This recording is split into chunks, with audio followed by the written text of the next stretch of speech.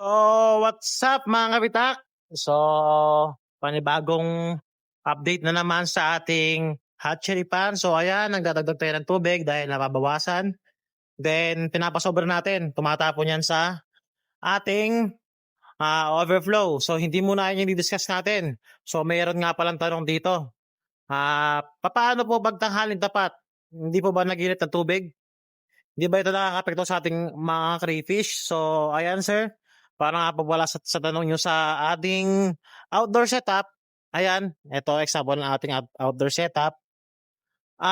Yung pinaka ano po natin doon sa panapat sa init na araw is tong filtre, tong ating shade nets. Yan, kaya may shade nets tayo para hindi ganoon ka-direct sa araw yung ating pan. So, ayan, outdoor setup yan. Walang bubong pero may shade net. So, update nga pala na harvest na yon. So, maglalagay tayo ng panabago doon.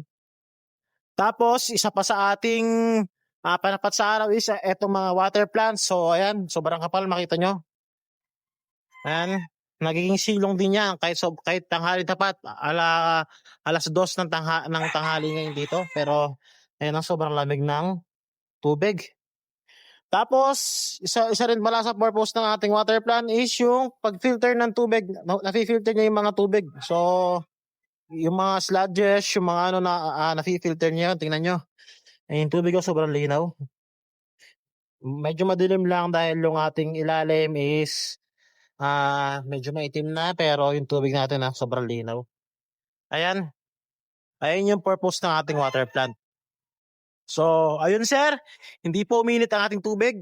So, nakaka-apekto po yung init po ng tubig sa ating crayfish. Pero sa hindi po, sa setup na ganito, hindi po siya naapektuhan dahil malamig pa rin. So, meron lang limitation yung ating water temperature na pinaka-limit. So, didiscuss ko yun sa ibang video natin kung ano yung mga water parameters ng crayfish, ng pad natin na dapat i-maintain. So, ito na may maintain natin para nasa natural habitat lang siya pero hindi nabibilad ng araw.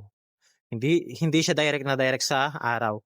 So, sa mga gustong bumili nga pala ng shade net na ganito, ayan, click nyo lang yung yellow basket below or check out nyo sa ating Shopee link. So, ayan. Hindi siya yung marurupok na shade nets. Talagang net talaga siya. Nylon net.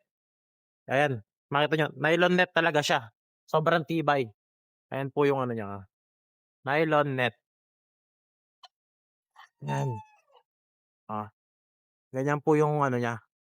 Nylon net. So, ayan po. Papakita ko na lang po yung example po natin ng ating shade nets. Tapos, click nyo lang po sa checkout. Click nyo lang po sa yellow basket or punta po kayo sa ating TikTok shop or sa ating Shopee link. Hindi nyo po ma-order yan. So, sa lahat ng mga katanungan, message lang po kayo or comment lang kayo below. Tandaan nyo, lagi natin sasagutin ang inyong mga katanungan. That's our video for today, mga kapitak.